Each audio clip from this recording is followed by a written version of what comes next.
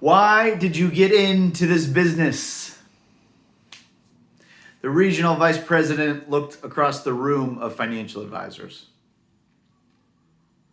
There was about 50 or so of us squeezed into that conference room that morning. It was the first Monday of April 2016, and it was our monthly sales meeting. Normally, the RVP was not the one that ran these sales meetings. Usually, it was the sales manager at the branch. But corporate had a new product they wanted us to push to people. And so they brought in the big guns to get us excited about selling this thing to our clients. So nobody in the room answered. So after a moment, the regional vice president answered his own question. He said, "To make money." 4 weeks later, I would quit and start Financial Zen. Here's that story. If yesterday's story was one about never giving up and that anything is possible, which is the lesson my mother taught me, the movie would be Rudy. If you haven't seen it, you got to see it. No matter how small Rudy's dream of playing for Notre Dame might seem to us, it meant the world to him, and he never gave up. If today's story was a movie, it would be Scent of a Woman. And the lesson would be,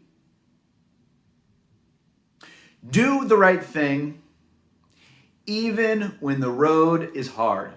Even when the path is hard, stick to your principles. And that's the lesson my father taught me.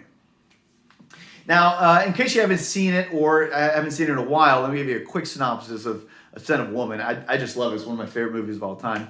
Long story short, Charlie Sims, I believe it is, played by Ethan Hawke, is this high school, prep school student.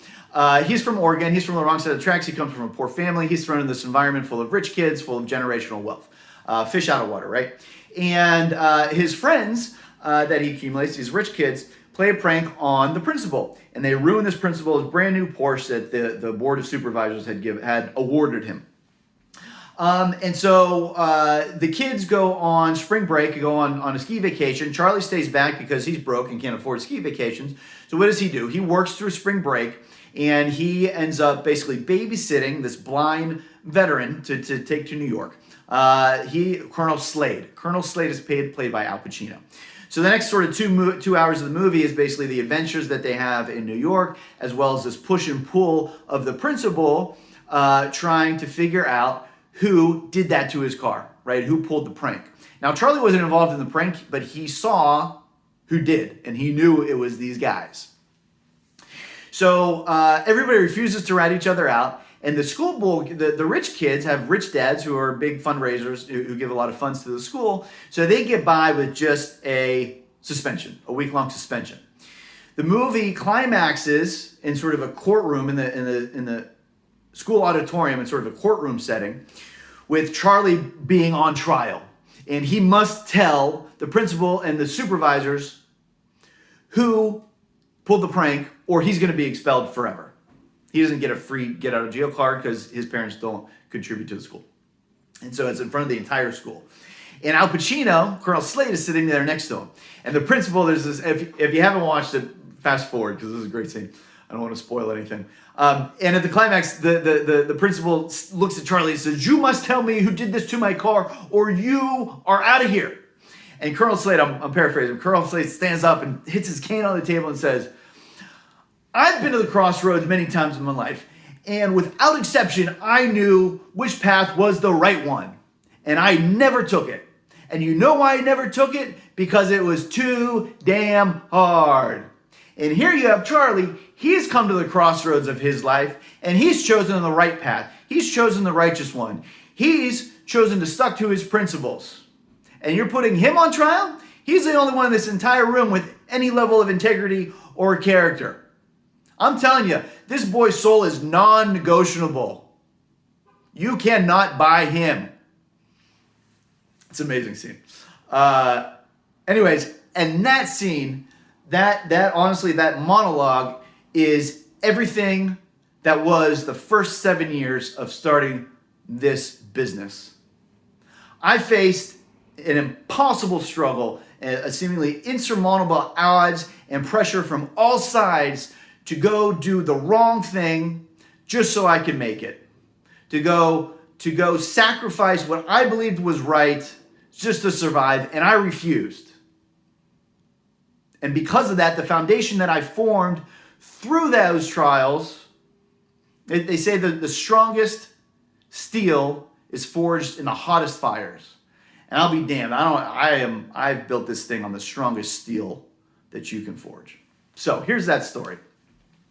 It all started in 2006 when I was looking down the road of a sales career, and I was seeing sales deadlines and corporate politics, and I was like, no, not me. So I did some soul searching, and through my soul searching, I came to realize financial planning was where my destiny lay. So three reasons. First two are externally motivated. I needed to work for myself, and I needed to get back into finance. I really missed finance. The third thing, which was my internal motivation, was I needed to help people. I needed to leave a mark on the world. I needed to work for something bigger than myself. I needed to lay on my deathbed looking back on a career, and I needed to know that I made an impact on others' lives. And that principle is the driving force through the hell that I went through to get here to you today. So fast forward, it is August 25th, 2008. It's my first day as a financial advisor. I'm all new. I'm sitting in my cube. I hear the senior advisor, one of the senior advisors in his office talking about bonds to his client. And I just remember thinking, oh man, this is so cool. He's talking about like maturity dates. Like, oh, I'm so meant to be here.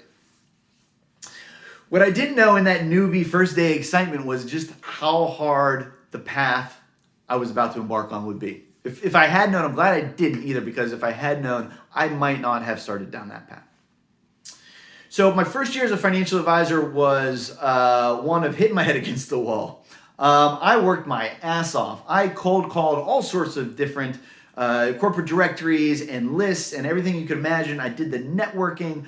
I tried to get deals from other financial, I tried everything, and I kept coming up empty. I only closed 2 clients my first year. First one was my mom and dad, so thanks mom and dad. Second one was one of my best friends, Nicole and Sonia, so thank you Nicole and Sonia. I know that they knew that I didn't know what I was doing yet, and it was a total favor, sort of total mercy a client, so I appreciate that, guys. Don't think I don't know that, and I'll thank you. I'll never stop appreciating that. But outside of that, that was it. So finally closed my first client after a full year, after all my bosses, all the management was like, dude, what are you doing? Like, let's go. We hired you to sell things and produce revenue for the firm. Like, where's the revenue? But I finally closed my first deal, and it kept me going. That instance kept me going for a very, very, very long time. I went down to this family's house on a Saturday morning to do the paperwork, and we signed all the paperwork. And as they're walking me to my car, and as I'm getting into my car, the wife turns to me and goes, "This is the first time anybody ever said anything like this to me." She goes, "Rick, it just feels so good to know that we finally have somebody to take care of us." Oh man, and that kept me going for a long time. That still chokes me up, today. That was the first time anybody said that to me. And it's sort of like, when life throws you, when you're kind of in the valleys of life, there's just like little things keep you going. Maybe it's a look from your spouse or your kids, or a kind word a stranger says to you, and that was it for me. I was deep in the valley, but that was just that kept me going. So to all my Financial Zen members out there, every time you say something like that to us, I got to tell you, it means the world to us. Like that is why I do this. That is why I do this. So thank you, thank you, thank you. But I wasn't out of the woods. I got the monkey off my back. Management was like, okay, you can sell something. And the reason why I was struggling so bad is because I was doing it the right way, as far as I was concerned. I wasn't slinging mutual funds. I wasn't trying to sell muni bonds. I wasn't just cold calling to roll over 401ks to accumulate assets. I was trying to do financial planning. I was trying to get people's finances straight and give them a plan for their future, and doing it the right way, doing the way it should be done. And because of that, that's sort of a long sales cycle. Like anyways. So that's why, looking back on it. But the following year, my salary ran out. So at these firms, you get 2 years of salary, and then you're on your own. It's whatever your clients are paying you, and if you don't have a lot of clients, like, you're broke. Actually, you're not broke. You have to get paid minimum wage. They have to pay you at least minimum wage, so whatever minimum wage is for 40 hours a week. You know what? I bet you don't know what minimum wage 40 hours a week in 2010 looked like. I do. It was about $1,800 a month. I made $900 per paycheck. I was broke. And everybody around me was questioning my decision. Well-meaning friends and family were all going, what are you doing? Are you sure this is it? Even, God bless them, I love my parents, they're so supportive. But even they, at one point, were like, are you sure about this? It's been 2 years. Like, it feels like, things should be picking up. And I refused to submit. I refused to be thrown off my course. I knew this was the right path. I knew this was the right thing. I felt it in my heart of hearts. This was my calling. This was not a career or a job or a way to get a paycheck. This was a calling. This was something way bigger than money, way bigger than a paycheck. So I refused, and I kept going, as broke as a dog. Finally, year 3, the sales manager pulls me into his office. Now, mind you, I'm working 80 hours a week. I'm busting my ass. And I'm seeing some progress. I was closing clients. I was accumulating a client base, but not enough, not to his satisfaction. So he pulls me in, puts me on a performance improvement plan. I'm working 80 hours a week. I know if you're watching this, you're a good leader, you're good management, right? If you have an employee that's working that hard, they should be seeing results. If they're not, it's your fault. You're screwing it up. If you have that sort of raw talent, that resources, you're the one that needs to make it work. Anyways, don't get me started on this guy. Performance improvement plan, I wasn't making enough money for the firm, right? I wasn't generating enough revenue. Producing enough is what they call it. So I was like, all right, fine. So then he tries to team me up with some of the senior financial advisors. So the inside scoop on these firms is they have a bunch of senior advisors who are on the verge of retirement. They have a book of business. And so their management at these big brokerage firms is very interested in having junior advisors team up with these seniors so that when the seniors eventually retire, that the clients don't all leave, right? So it's this big problem within the industry. And so he suggested to me, like, why don't you go work for one of these seniors? They're always trying to get you to team up. And I refused. Because I knew if I teamed up with one of these senior advisors, A, I'd have to do things their way. So if they were slinging muni bonds, that would be my job. I wouldn't have a choice. They would effectively be my boss. And B, I knew I was leaving at some point to go start my own financial planning firm. And if I teamed up with one of these guys, I'd have no clients to go, like, that would never happen because they would be their clients, not mine. So I refused, even in the face of performance improvement plan and management being like, dude, we're going to fire you. I said, that's nice. I'm going to keep doing it my way. And I did. And I think the universe answered my call because things started clicking. I had enough referrals. Things started happening. I started doing seminars, which was ended up being a really good route for me. Anyway, things started happening, but I was still broke because the brokerage firms keep 70% of what our clients paid us. So if a client paid us $1,000, right, I would get 300 of it. Wells Fargo got the other 700. So I was still dead broke. I got management off my back, but I was still dead broke. And this was for 4 more years, dead broke. Finally, it came to a climax. New Year's Eve, 2014. So December 31st, 2014, Nicole and I are headed up to Tahoe for New Year's Eve at my buddy's cabin. It's what we did every year. And so we're in Safeway up in Tahoe getting supplies for the house. And we're checking out, and of course I'm paying because that's my friend, so that seems only fair. And I see the bill right on the little Safeway screen, and it has a $30 bottle of wine on there. And I was like, wait, $30 bottle of wine, where'd that come from? And Nicole's like, yeah, I just thought it'd be something to bring, like, one nice bottle, to the house to go with, all the Bud Lights and cheapies. And I was like, I can't. Like, I literally don't have room left on my credit card. Like, if that will put me over. Like, I literally couldn't put it on my credit card because I was already maxed out, which I know is very ironic for a financial plan, but I was. That's how broke I was at that stage. And she was like, no problem. God bless her. She was like, no problem. We'll just put it back. Like, that's cool. Whatever. But it sent me into a spiral. I mean, that entire New Year's Eve, I was just It was dark. I was in a dark place that New Year's Eve. Because I just felt so sorry for myself. I had done this thing for the right reasons, for the principled reasons. I had done it the right way, and the universe, I had not paid enough. I had not paid my dues yet, and I was so pissed and so sad and so just like depressed that I was this 37-year-old, I think I was 37, and like so broke that I didn't have room left on my credit limit to buy my girlfriend a $30 bottle of wine. And so while everybody else is celebrating on New Year's Eve dinner, I'm out by the fire, just like, I'm not gonna lie, I was crying into the fire, crying into my beer about what is sad, just like unfair. Like, where's my shot? Not fair. I paid my dues. What I didn't know was literally the next day would start the path out of the fire.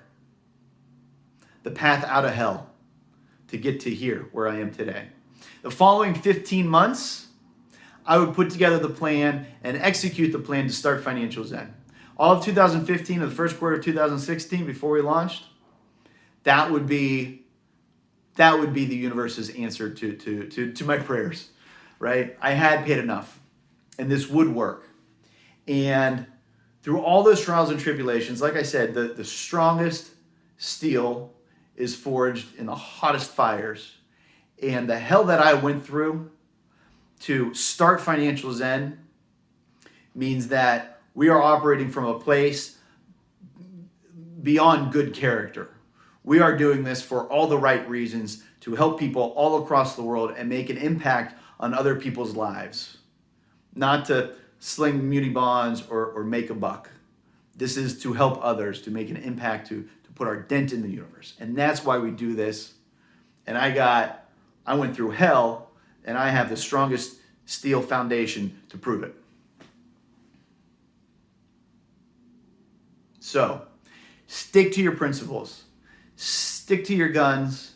Do it the right way, no matter how hard it is, because when you get to the end of that road, there is nothing sweeter. Nothing sweeter. So that first Monday, April 2016, when my regional sales manager, regional vice president asked, why did you get into this business? There was a pregnant pause before he answered himself, and I thought immediately to help people. It seemed so obvious in that moment before I had time to think about it. I was like, to help people, and I fully expected him to say that. And when he answered, to make money, my thought was, of course you answer that way. I am so out of here. 4 weeks later, I started Financial Zen. So I hope that that was entertaining and gave you some things to chew on. I appreciate you watching, and we'll see you tomorrow, which is our 5-year anniversary. Financial Zen turns 5. Oh, he's such a big boy. All right, we'll see you then.